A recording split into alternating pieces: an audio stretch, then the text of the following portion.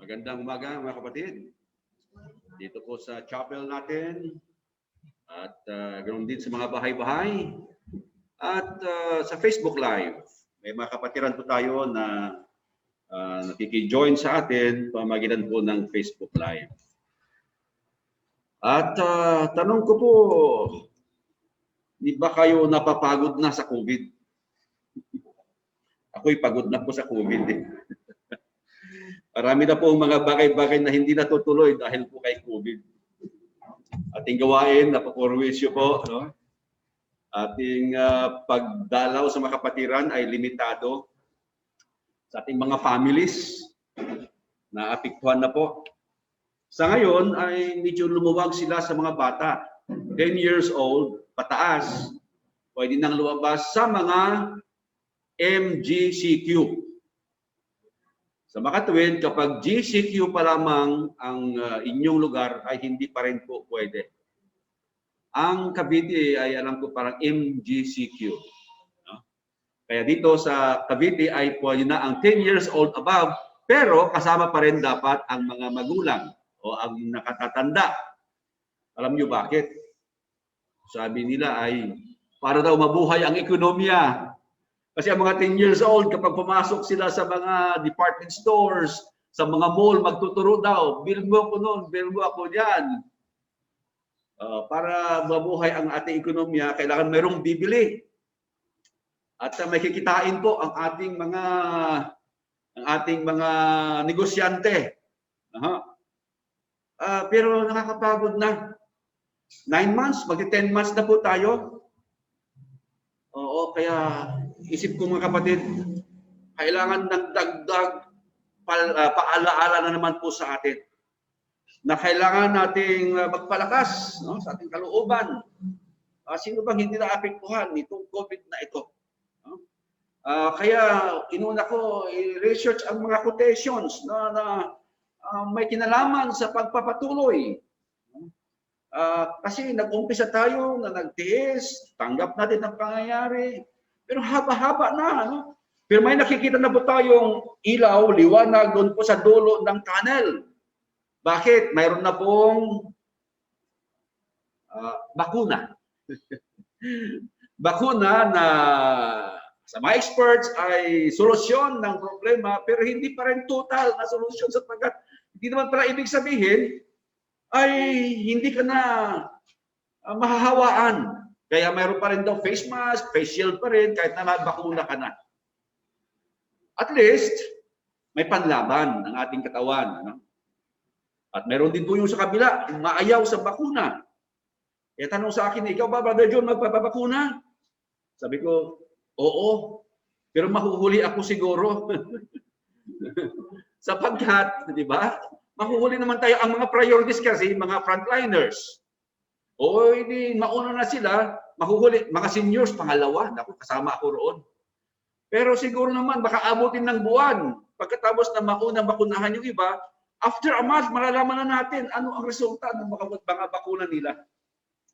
Well, sa Amerika, mayroon ng resulta. No? Mayroon mga makakilala na nagpabakuna na wala naman daw mga nangyari sa kanila. No? Meron naman doon sa Norway, ilan yun, 20 plus. Ay natakot tuloy ang iba. Mga seniors naman po yun. At ang ginamit na bakuna ay specific galing sa Amerika, takot tuloy sila ngayon doon sa bakuna na yon. No? Pero sabi naman po ng report ay hindi na raw po bago yung maraming mamatay doon sa lugar na yon kasi yun po ay home for the aged, nakatatanda na po ang mga yun, komplikado na po yung kanilang kalusugan, kaya maaaring may komplikasyon doon sa kanilang tinurok na bakuna. Di ba, pag nagbabakuna sila o kaya nag-i-injection man lamang sa atin, ay nagtatanong sila meron ba kayong allergy sa ganito? You know, no? So hindi naman basta-basta tayo bakunahan, turukan, no? Ay inaalam naman ang ating sitwasyon muna, pangkatawan, bago po nila gawin yan. Pero mga kapatid, no, kailangan nating magpatuloy lamang. Saan? Okay? Nalaman ko mga kapatid, no, maraming mga magagandang mga quotations, pero sa Biblia ay ating malalaman kung saan tayo dapat na magpapatuloy. Okay? Kaya ito yung aking paksa ngayon, patungkol sa pagpapatuloy po natin.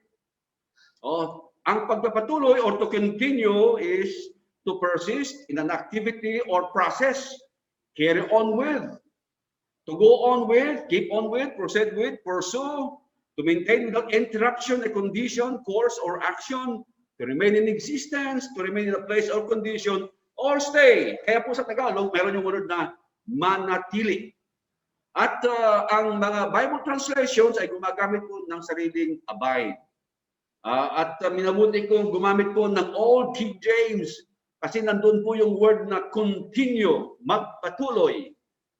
Ito po yung mga top 8 quotations and authors na mga na-research ko po na makapagpaalaala sa atin. Pero sabi ko sa inyo, mas mabibigat ang mga nasa banal na aklat na ating pong tatalakhayin ngayon. Well, sabi ni George R.R. Martin, if I look back, I am lost.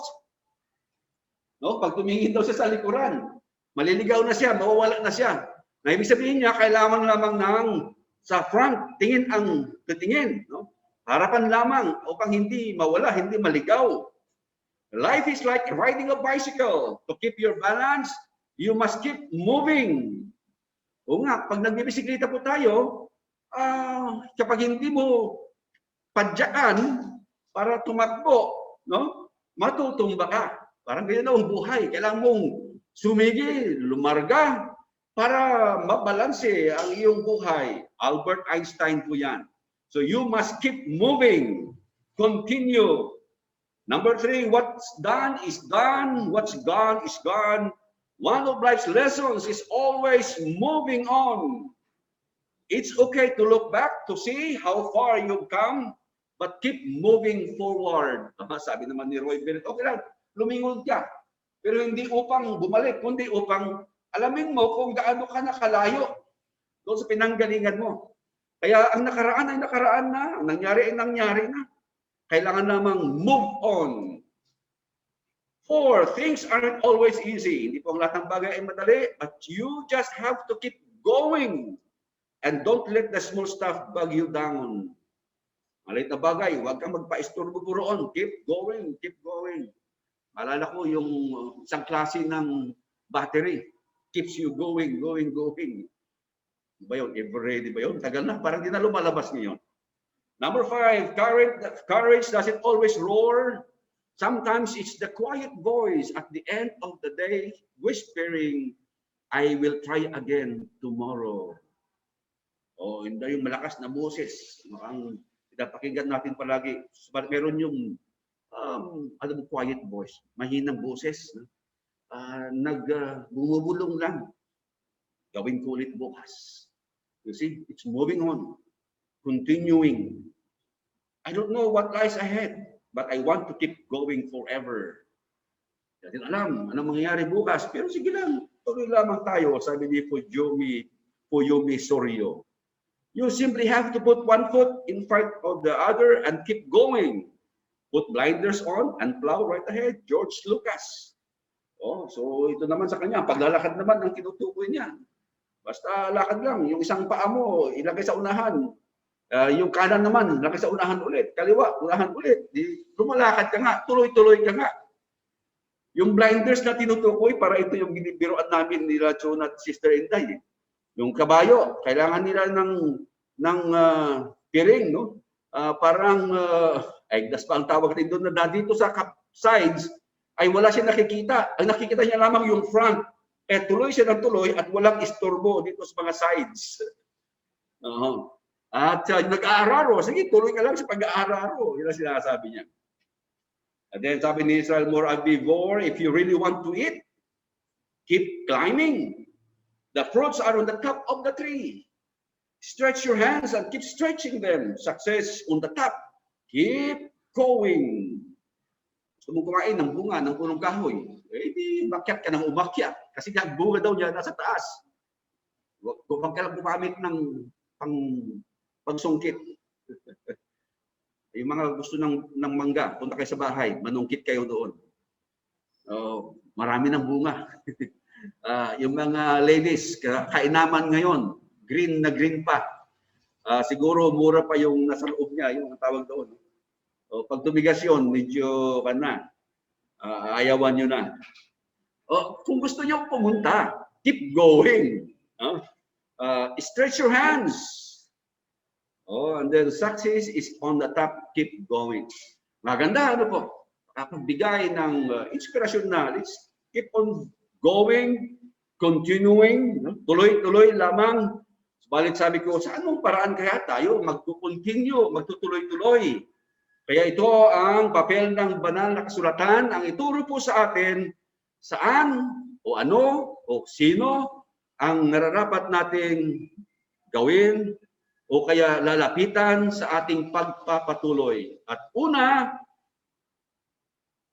I suggest that we continue in Him and His Word. Magpatuloy po tayo sa Kanya, ating Panginoong Diyos, Panginoong Jesus, at sa Kanyang mga salita. 1 John 2:24, let that therefore abide in you, which ye have heard from the beginning. If that which ye have heard from the beginning shall remain in you, ye also shall continue in the Son and in the Father. At ang sabi ng English Standard Version, then you too will abide in the Son and in the Father. Yung salita nga pong continue, sa ibang version ay abide. Na sa ating Tagalog ay gumamit ng salitang manahan. Manahan sa inyo ang inyong narinig, buhat ng pasimula. Kung manahan sa inyo yaong buhat ng pasimula ay inyong narinig, kayo naman ay mananahan sa anak at sa ama. Ibig po sabihin, kinakailangan po ng manatili sa Panginoon habang ating hinaharap ang anumang suliranin sa buhay po na ito, katulad ng COVID po na yan. Wala pong bibitaw sa Panginoon. Kami nga, kapit lamang tayo sa Panginoon. Ang iba ay kumakapit sa patalim. Sa panahon ng mga kagipitan, ang Kristiyano ay kumakapit sa Panginoon. Panahon ng kagipitan. At ito po ang tinuturo ng banal na aklat. At 31, sa ating pananatili sa ating Panginoong Diyos, ay pananatili din naman sa Kanyang salita. Sabi niya, if ye continue in my word, ye are my disciples indeed. Sinabi sa Kanyang mga alagad noon. Isang tatak ng mga tunay na mga alagad ay yaong mga nananatili sa kanya pong aral. Yung mga nagpapatuloy sa kanyang aral. Hindi po natin pwedeng isakripisyo ang aral ng dahil po sa kagipitan. Mayroong mga paniniwala na binabago po ng tao sapagkat mayroong matinding pangangailangan. Sa totoong Kristiyano, mananatili sa Panginoon, mananatili sa aral ng Panginoon, at mananatili sa kanyang pag-ibig. John chapter 15 verse 9. As the Father hath loved me, so have I loved you. Continue ye in my love, sabi ng Panginoong Jesus. Abide in my love. Kung paano inibig ako ng Ama, ay gayon din naman iniibig ko kayo. Magsipanatili kayo sa aking pag-ibig. Opo mga kapatid, mahal tayo ng Panginoong Diyos. Ayaw niya sino man sa atin ay mapahamak, maligaw, masaktan at ano paman. Mahalaga lamang manatili tayo sa Kanya. Inilalarawan po ang tao na nasa kamay ng Diyos. Na narito po ang protection, narito po ang pag-aaruga, narito po ang Kanyang care. Na as long as ang tao manatili sa Diyos, sa kamay ng Diyos, hindi siya mapapaano. Huwag lamang siyang lumundag. Huwag lamang siyang tumakas. Huwag lamang siyang lumayo. Mayroong mga nagkukwento na sinasabi niya lang, ako ay nilayuan na ng Diyos. Iniwanan na ako ng Diyos. Hindi po totoo yun. Hindi nang iiwan ng Diyos. Ang tao ang nang iiwan. Alala niyo yung kwento? Footprints in the sand. Tagal na po yun. Sabi ng author napansin ko, 2 set of footprints ang nakikita ko. So bakit ganoon, Panginoon? Sa mga panahon na ako nahihirapan, bakit isa na lamang yung set of footprints? Iniwanan mo na yata ako. Sabi niya, hindi anak, hindi. Yung mga panahon ngayon na isa na lamang na set of footprints, sa akin yon at karga-karga kita. Opo. Manatili lamang tayo sa Kanya. Hindi niya tayo iiwanan. At si Apostol Pablo nga, sa kanyang pagsasalaysay sa Gawa Kapitulo 13, versikulo 43, Sinasabing now, when the congregation was broken up, many of the Jews and religious proselytes followed Paul and Barnabas, who, speaking to them, persuaded them to continue in the grace of God. Si Pablo at Barnabas, tinuro at sinabihan ang mga tao magpatuloy. Kinukumpisin nila yung mga tao. Inihikayat nila yung mga tao, magpatuloy kayo sa biyaya ng Diyos. Ang biyaya na libre o regalo, walang bayan. O, galing sa Diyos ito. And that will include all that we receive from God. Mula sa ating kalusugan, sa ating araw-araw na pangangailangan. Opo, lahat ito ay biyaya ng Diyos at kinakailangan lamang nating magpatuloy. Minsan nagrereklamo tayo, wala tayong tinatanggap na biyaya. Bakit? Ang tingin kasi po natin, ang biyaya ay bilog lamang o kaya ay palapad.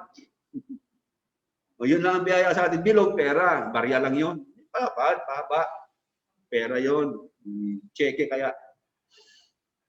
Yun lang tingin natin sa biyaya. Hindi po. Kapag wala tayong sakit, malaking biyaya po yun. Di ba sabi, health is wealth? Pag malusog tayo, napakalaking biyaya. Huwag naman po sana. Pero kapag tayo na hospital, magkano? Pag tayo na COVID, magkano? Mabuti kung taga-Pasig ka, libre daw doon ang COVID, ang pasyente ng COVID. May nagsabi sa akin, ni Mrs. ko ba, lipat na tayo sa Pasig. Kasi aming manugang na COVID ayun, kinuha lang yun, dinala sa isang isolation room nila. Libre na lahat. Masusustansya, pagkain, mga gamot, lahat na, libre, pati gwardya. Kung ma-hospital tayo, hindi tayo taga doon. Walang ganoong pasilidad ang ating syudad. O di kawawa po tayo, baka abutin po ng milyon, saan tayo kukuha noon? So health is wealth. Kapag tayo malusog po, malaking biyaya na ng Diyos. Kaya kailangan nating manatili. Manatili sa biyaya ng Diyos. Roma 11:12 o 22, behold therefore the goodness and severity of God. Ang Diyos mayroong kabutihan, mayroong katapangan. On them which fell, severity, but toward thee goodness, sa mga mabuti. Kaya nararapat magpatuloy sa kabutihan ng Diyos. Otherwise, thou also shalt be cut off. Ang kabagsikan at kabutihan ng Diyos. Huwag nating misinterpret ito. Mayroong mga nagsasabi, ang Diyos ay pag-ibig. Kahit anong gawin ko, mahal pa rin ako ng Diyos. Naabuso ba? Totoo po, Diyos ay pag-ibig. Pero sabi po ng talata, mayroon siya kabagsikan. Kabagsikan kanino? Sa mga pasaway. Pero sa mga mabubuti, ay pagpapala naman ang mula sa Diyos para sa Kanya. Kaya kinakailangan magpatuloy tayo sa Kanya pong kabutihan. At huwag tayong mga pasaway na mga anak. Di mga pasaway na anak, mahal po natin sila, pero didisiplinahan po natin sila. Napapalo. Nung uso pang palo. Uso pa rin po ngayon ang pagtutuwid. Kanya-kanya lamang pong style ang pagtutuwid. Pero ang Panginoong Diyos, ay mayroong pagtutuwid din. Sa mga hindi magpapatuloy sa kanyang kabutihan, itutuwid ka ng Diyos. Pararanasin ka ng hindi mo gusto para maunawaan mo na mahal ka ng Diyos. And then, magpapatuloy po tayo. Una, doon sa ating Panginoong Diyos at sa kanyang mga salita. Pangalawa, continue in the faith. Sa pananampalataya. Napansinin po ninyo, binigyan ko po ng emphasis ang definite article na the faith. Sa isang pananampalataya na tinutukoy ng Biblia. Acts 14:22, confirming the souls of the disciples and exhorting them to continue in the faith, and that we must through much tribulation enter into the kingdom of God. By nung panahon na po nila, mayroon na mga matinding kahirapan, tribulation. Dinanas po ng mga Kristiyano noon dahil nga po sila ay pinag-uusig dahil sa kanilang pananampalataya. At tulad po ng binabanggit ang talata, sila Apostol Pablo ay in-encourage ang mga Kristiyano noon, exhorting them, sabi na, magpatuloy sila sa pananampalataya. Sa NIV ay ginamit ang word na strengthening the disciples and encouraging them. Pinapalakas ang mga alagad. Kinukumbinsi po sila na manatili, to remain true to the faith. Yung the faith na tinutukoy mga kapatid, tumutukoy ito sa kabuuan ng katuruang Kristiyano. At hindi po sa ano lamang na pananampalataya. No? Pag sinabi natin na the president, mayroon tayong tinutukoy na isang presidente at hindi kung ano-ano lamang o sino-sino lamang na presidente. Kaya sa Biblia, kapag gumamit po siya ng given article na the faith, ang pananampalataya, ang tinutukoy niya na pananampalataya ay yaong ibinigay na noon pa, panahon pa ng mga apostoles. Jude verse 3, sabi ng disciple na ito, Beloved, when I gave all diligence to write unto you of the common salvation, it was needful for me to write unto you and exhort you that ye should earnestly contend for the faith which was once delivered unto the saints. Yung the faith, no, ay ibinigay na minsan at magpakailanman sa mga banal. Ito po yung kabuuan ng katuruang Kristiyano na ibinigay na sa mga apostoles noon pong unang siglo. Pamamagitan po ng revelation from God, pagpapahayag ng Diyos, pinaalaaran ng Espiritu Santo sa mga apostoles kung ano ang mga katuruan at isinulat naman po nila kasama ng mga alagad na sumulat ng Bagong Tipan. At nabuo po ang katuruan noon pang panahon ng mga apostoles. Kaya sabi ni Jude ay ibinigay na minsan.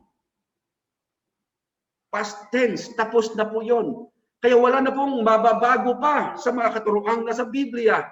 Hindi na kailangan ang mga tao na mapahayagan pa sila ng Diyos, magkaroon pa ng bagong katotohanan, isusulat nila at iyon ang ituturo pa nila. Hindi na po. John chapter 16 verse 13, when the Holy Spirit comes, sabi ng Panginoong Jesus, He will guide you into all truth. May kulang pa sa all truth na ginabay ng Holy Spirit sa mga apostoles na isinulat naman, itinuro naman ng mga apostoles? Wala na po. Nasa Bible na po yan. Doon po tayo mananatili. Kaya doon po sa unity of the Spirit, Ephesians 4:4-5, may binabanggit po doon na one faith. Yan po ang the faith. At doon po tayo nararapat manatili sa pananampalatayang yan na nasa Bible.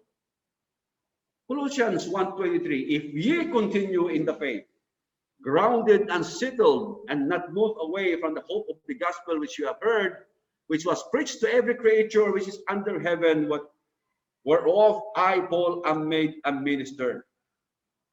Pamamalagi sa pananampalataya. Napakahalaga mga kapatid. Huwag tayong magpupukso. Huwag tayong kagaya ng mga bata sa pananampalataya na kung saan ang malakas na hangin, nandoon tayo.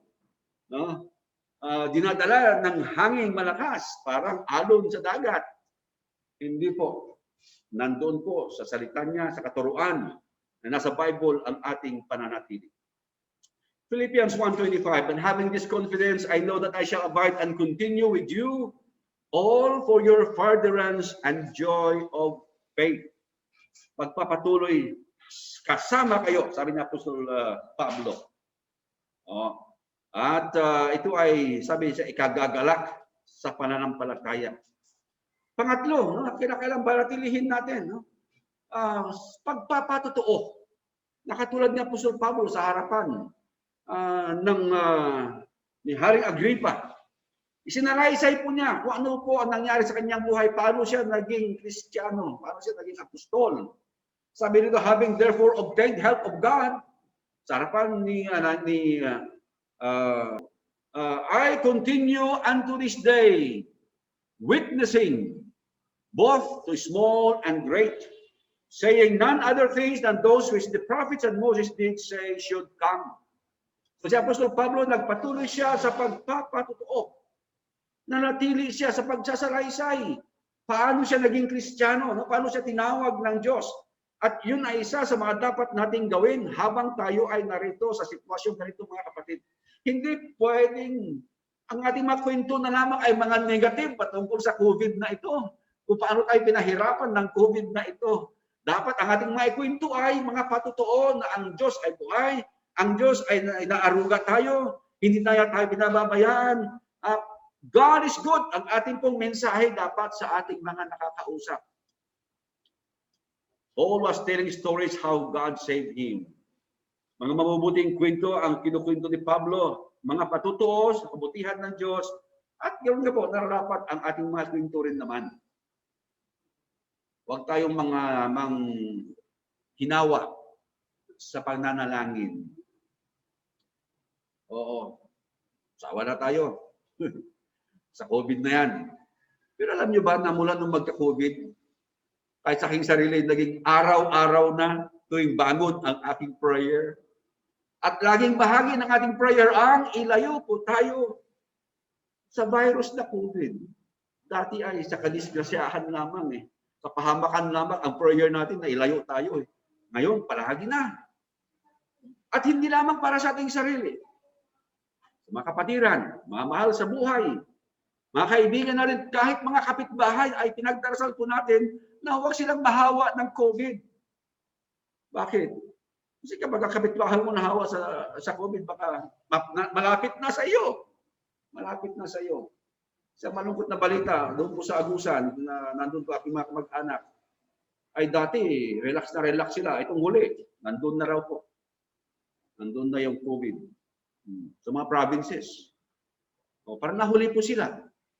Nahuli na nagkahawaan. At dapat nang tuloy-tuloy lamang yung ating prayer. Kaya sabi ni Pablo, continue in prayer and watch in the same with thanksgiving, praying also for us that God would open unto us a door of utterance to speak the mystery of Christ, for which I am also in bonds. Si Apostol Pablo kasi nasa bilangguan po siya noon nung isulat niya ito aklat ng Colosas, Filipos. Sabi niya, tuloy lang kayo sa pananalangin. Sa problema nila noon, sa bilangguan siya, ang kanyang hinihiling, pag-pray siya, no, mga Kristiyano, makalaya siya na hindi malimitahan, makadinahan ang Ebanghelyo. Kaya sa manatili lang sa pananalangin. At sa pananalangin, Filipos 4:6-7, sabi niya, huwag kayong mga balisa. Mabalisa sa COVID. Kita niyo, ang Bible ay living and active.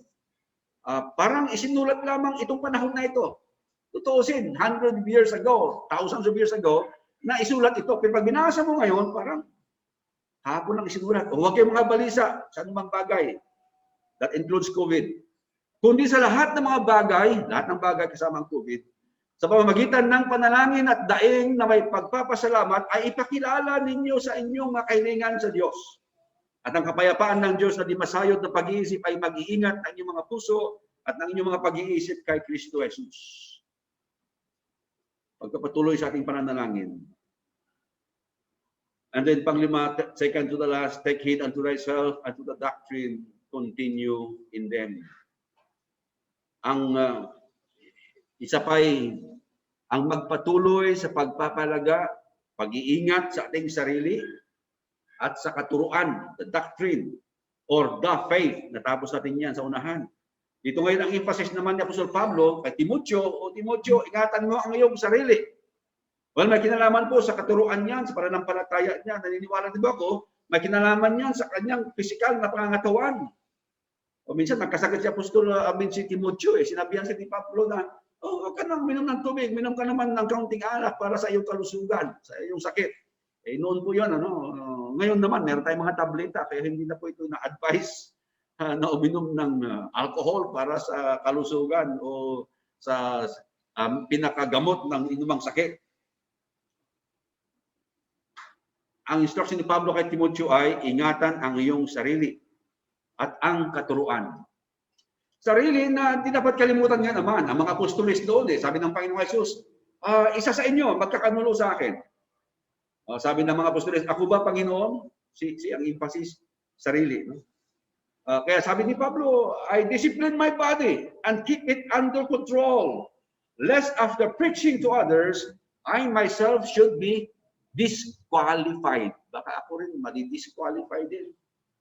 Kaya ang isang Kristiyano, magpatuloy siya sa pag-iingat sa kanyang sarili, physically, mentally, emotionally, lalo na spiritually. Ang doctrine, ayun na rin po yung faith, yung mga bagay-bagay na natin natutunan ni Timothy, dito siya dapat na magpapatuloy. At sabi nga sa kanya, 2 Timothy chapter 2, verse 2, ano man ang iyong natutunan sa akin, sabi ni Pablo, pagkatiwala mo naman sa iba. Pero kailangan manatili ka roon sa aral na iyong narinig sa akin. And then lastly, mga kapatid, sa ating pagpapatuloy, paglaban sa anumang suliranin natin, number 1 si COVID. Let brotherly love continue. Oh, mahirap ito. Out of sight, out of mind. Di natin nakikita sila, nawawala sila sa ating isipan. O mga kapatid natin na hindi nakakasama sa Zoom natin, di nakakasama physically, napakadali para sa atin, makakalimutan sila. Pero let brotherly love continue. Hebrews 13:1, mamalagi na ang pag-ibig sa mga kapatid. Nakakasama man natin sila, no? O hindi, isipin natin sila, patuloy natin silang mahalin. Love covers a multitude of sins. Meron silang mga kakulangan, may mga kahinaan, mahal natin ang mga kapatid. At sa mga panahong mayroon tayong mga nararanasan na laban sa mga kapatid. Isipin na lamang natin ano ang nagagawa ng pag-ibig ayon kay Pablo.